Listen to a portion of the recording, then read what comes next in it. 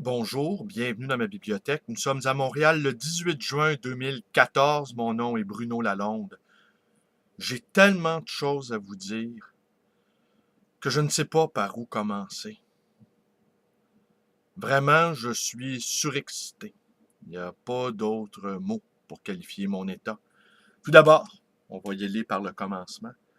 Je tiens à remercier Philippe qui m'a envoyé ceci que j'ai reçu hier dans la boîte aux lettres de ma librairie. Merci Philippe, je vais prendre le temps de vous envoyer un petit mot. Donnez-moi quelques jours, Philippe, car les jours qui s'en viennent promettent d'être fort occupés, car nous lançons à ma librairie, le livre voyageur, le dernier numéro de la compagnie à numéro 9, portant sur la sexualité des autres, et dont le titre est Bonbon assorti. Et le lancement, j'en profite pour vous inviter, Philippe, et tous mes amis virtuels, réels, et tous mes amis de toutes sortes, j'en profite pour vous inviter à ce lancement qui aura lieu samedi le 21 juin 2014 à compter de 19 heures pour laisser le temps à Diane et à Louis-Philippe de revenir de leurs vacances, qui prennent un petit repos de leurs vacances avant d'être jetés dans la fournaise montréalaise, et en particulier la librairie d'occasion, ma librairie. Alors oui, oh que de choses. Alors on va essayer de... En fait, je vais vous parler que d'une seule chose. Je vais me limiter à une seule chose. L'amour. Il y a quelques jours, nous avons enregistré un poète surréaliste, Guy Girard, qui nous a parlé d'un poète, Michel Zimbika, qui a publié un ouvrage que j'ai commandé, donc je vais le recevoir bientôt, je vais pouvoir vous en parler. Michel Zimbika a connu André Breton et il a également fait un film avec le surréaliste Benjamin Perret. Et ce Michel Zimbika a dépassé les 90 ans et il se rend à chaque semaine à leur réunion d'anarchistes, de surréalistes, dans un café parisien. Alors cette image-là du vieillard, poète, m'enchante, me fait rêver. À partir de quel moment un homme, une femme, doit redevenir un poète dans son existence? Parce qu'on le sait, malheureusement, il faut faire notre place en ce bas monde. Nécessité qui nous est faite. Et après cela, bien, on peut vaquer enfin à nos occupations qui nous intéressent tant. L'amour, la poésie, la musique, les échanges, les amis, les voyages. Mais pour ce faire, il nous faut payer une sorte d'impôt à la société, une sorte de dû. Et après cela, une fois qu'on est affranchi de nos responsabilités, eh bien, nous pouvons enfin devenir des poètes. Alors, cette image-là du vieux poète avec la serviette bourrée de manuscrits m'enchantait. J'ai écrit quelque chose sur ma page Facebook, dont je me souviens même plus. C'est effrayant, j'oublie tout. J'ai une excellente mémoire, disait l'autre. J'oublie tout. Mais il était question, assurément, d'un poète qui avait passé sa vie à aimer. Et tel est mon cas. Je ne me rappelle pas de n'avoir jamais aimé dans ma vie. J'ai commencé à aimer très, très, très tôt. Enfant, petit enfant. J'avais déjà des amoureuses. Elles me faisaient déjà rêver. Elles étaient déjà des femmes et moi, j'étais déjà un vieux poète qui leur écrivait de longues missives enflammées et que parfois elles daignaient répondre. Elles étaient déjà capricieuses et j'étais déjà léger. Elles étaient pleines de vivacité et j'étais déjà pétillant. Les unes et les autres, nous nous aimions déjà. Parce que les petites filles aussi aiment. Les petites... Hein? Voilà. Ça fait longtemps qu'on ne l'a pas vue, elle, hein? Oui, oui. Oui!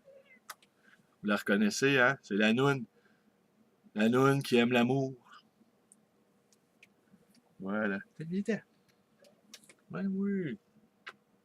Ben oui. Elle a horreur de se faire prendre. Elle ronronne quand même. Ben oui, la petite bête, hein? Oui. Laisse-la. Elle restera pas là. Elle fait absolument ce qu'elle veut, cette chatte-là. Hein? N'en fait qu'à sa tête. C'est pour ça que j'aime les chats. Ils font ce qu'ils veulent. Ils sont silencieux. Ils sentent bon. Et surtout, ils sont beaux. Ah, comme c'est important d'être beau. Donc. Euh, oui, où en étais-je donc? Ouais, pas un jour de ma vie, je n'ai pas aimé. J'ai passé ma vie à être en amour, en état d'amour. Soit de me désoler pour un amour perdu, soit d'être enchanté à l'évocation de certains souvenirs particulièrement poétiques ou torrides, soit dans l'attente, soit dans la désespérance, soit dans le désir, soit dans le désir. Est-ce que ça se dit ça? Je l'ai dit. Il est temps encore. Qu'est-ce que t'as après moi? Hein? Voilà. Elle veut vraiment pas. Mais par contre, là, vous la voyez pas, mais elle ne cesse de tourner autour de moi en ronronnant. Je pense peut-être que je lui parle. Ben oui. Alors, où en étais-je donc? Où en étais-je? Alors bref, toute une vie, je l'ai passée en amour. Et même quand on est seul, il y a toujours quelqu'un à quelque part qui nous attend, qui nous espère. Et nous-mêmes, soyons cette personne-là qu'on espère. Soyons pour certaines personnes cette personne-là qu'on attend. Et puis l'amour est toujours réciproque. Hein? C'est difficile de résister à l'amour qu'on peut avoir pour nous et même c'est difficile pour les autres de résister à l'amour qu'on a pour eux. Tout n'est qu'amour finalement, tout n'est que désir. Et ces gens-là qui attendent des preuves des autres pour leur offrir leur amour, eh bien, c'est un petit peu navrant, je pense. Franchement. Ben voilà. Ben oui. T'es vraiment drôle. Vous avez vraiment drôle aujourd'hui. Qu'est-ce que t'as, Louni? Bah, écoutez. Ben oui. C'est assez étonnant d'habitude. Hein? Oui, bon, d'accord. D'accord. Bon. La petite bête. Bon, écoutez. J'avais plein de choses à vous dire. Tout simplement, regardez. Il y a quelqu'un quelque part qui vous attend. Il y a quelqu'un quelque part qui vous aime. Et vous-même, soyez quelqu'un qu'on attend, qu'on espère. Soyez cette personne-là. Il y a plein d'êtres humains partout sur Terre qui ne demandent qu'une seule chose, c'est d'être aimé, et qui ne demandent qu'une seule chose, c'est de vous aimer également.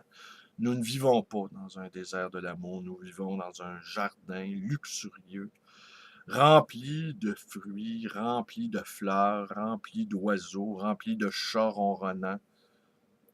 Nous vivons dans un monde merveilleux, dans un monde surnaturel où de vieux poètes se promènent, la valise, la mallette, la serviette, remplie de poèmes qui sont prêts à offrir à des dames très âgées qui ont conservé leur émoi de fillette, elles aussi, comme ces poètes-là qui ont conservé leur émoi de jeunes garçons épris déjà par l'amour. Je vous remercie d'être avec moi. Portez-vous bien. Demain, je vous parlerai de la revue, la compagnie à numéro.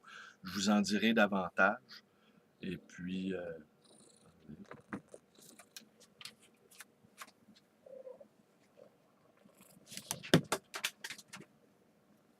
ah, ben voilà. Je vous quitte là-dessus. Hein? Un petit mot? Un petit mot, la noune? Voilà. termine là-dessus. Bonne journée.